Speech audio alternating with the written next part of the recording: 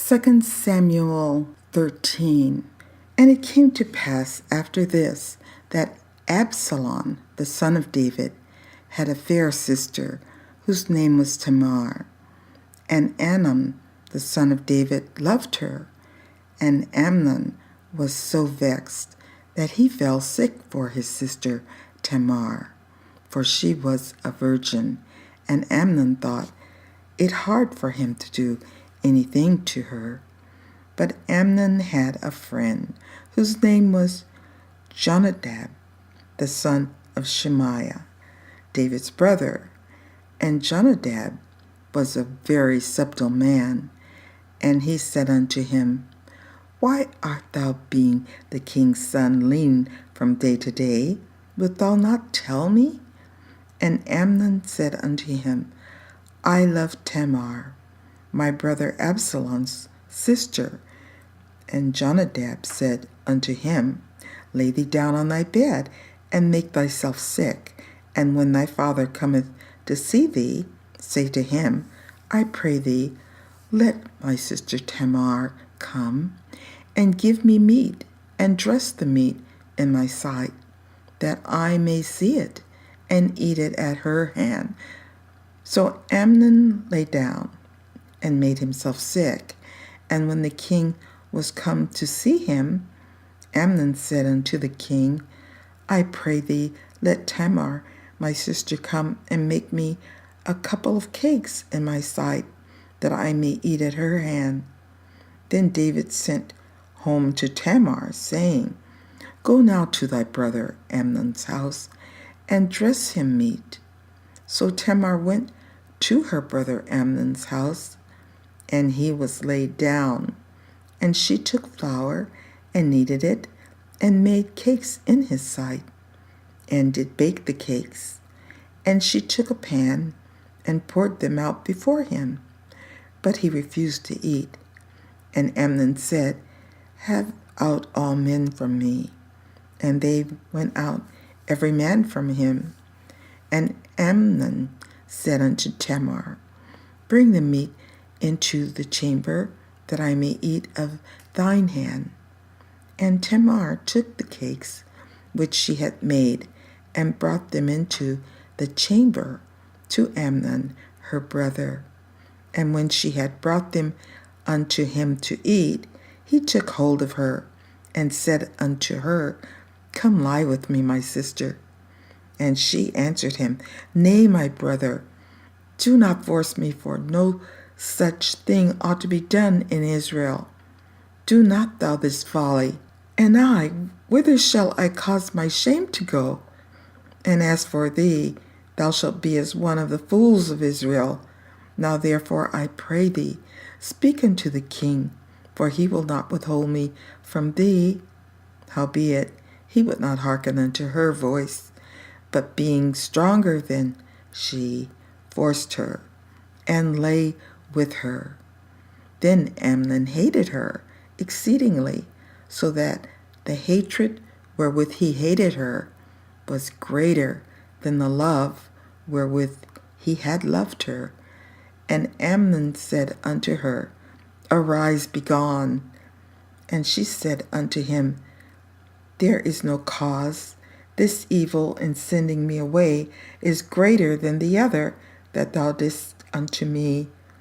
But he would not hearken unto her. Then he called his servant that ministered unto him, and said, Put now this woman out from me, and bolt the door after her. She had a garment of divers colors upon her, for with such robes were the king's daughters that were virgins apparelled.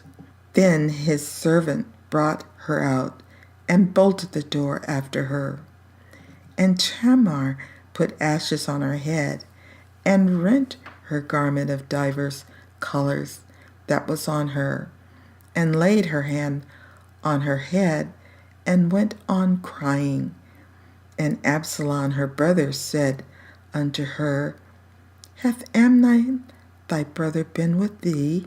But hold now thy peace, my sister, he is thy brother. Regard not this thing. So Tamar remained desolate in her brother Absalom's house. But when King David heard of all these things, he was very wroth. And Absalom spake unto his brother Amnon, neither good nor bad, for Absalom hated Amnon, because he had forced his sister Tamar. And it came to pass after 2 full years, that Absalom had sheep shearers in Baalhazor, which is beside Ephraim. And Absalom invited all the king's sons. And Absalom came to the king, and said, Behold, now thy servant hath sheep shearers. Let the king, I beseech thee, and his servants go with thy servant. And the king said to Absalom, Nay, my son, let us not all now go, lest we be chargeable unto thee. And he pressed him, howbeit he would not go, but blessed him. Then said Absalom, If not, I pray thee, let my brother Amnon go with us. And the king said unto him, Why should he go with thee? But Absalom pressed him, that he let Amnon and all the king's sons go with him. Now Absalom had commanded his servants, saying, Mark ye now, when Amnon's heart is merry with wine, and when I say unto you, Smite Amnon, then kill him. Fear not, have not I commanded you? Be courageous and be valiant. And the servants of Absalom did unto Amnon as Absalom had commanded. Then all the king's sons arose, and every man gat him up upon his mule and fled. And it came to pass, while they were in the way, that tidings came to David, saying, Absalom has slain all the king's sons, and there is not one of them left. Then the king arose, and tare his garments, and lay on the earth, and all his servants stood by with their clothes rent. And Jonadab the son of Shemaiah, David's brother, answered and said, Let not my lord suppose that they have slain all the young men, the king's sons, for Amnon only is dead.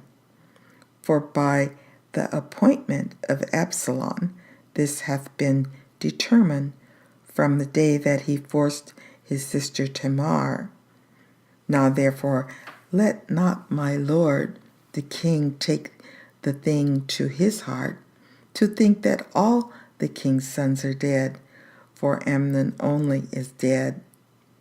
But Absalom fled, and the young man that kept the watch lifted up his eyes and looked, and behold, there came much people by the way of the hillside behind him.